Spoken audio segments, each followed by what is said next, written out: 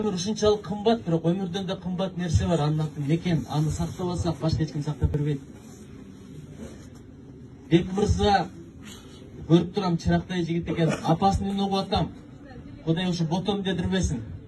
Апанын жүрөгү оорубасын деп, согушка баратам дебептир, тойго деп кеткен экен. Жигит деген карабайсыздар.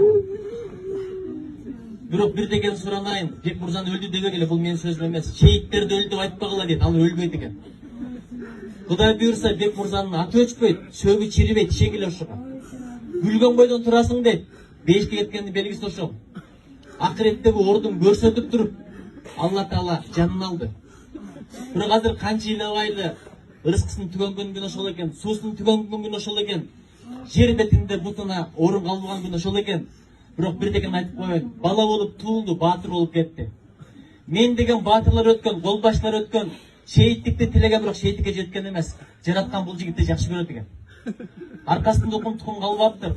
Бирок Майсалбектин катын бир окуп коюңуз. Мына ушул турган мөмө Диалманын мөмөсү, ошону Бек мырза деп билиңиздер. Асмандан булут өтсө ошону Бек мырза деп билиңиздер. Тоону көрүп ошону Бек мырза деп билиңиздер. Эки түрдүү көз тозоготун көрбөйт. Биринчиси мекен деп уктабай чыккан көз дейт, экинчиси жараткандан коркуп уйлаган көз дейт.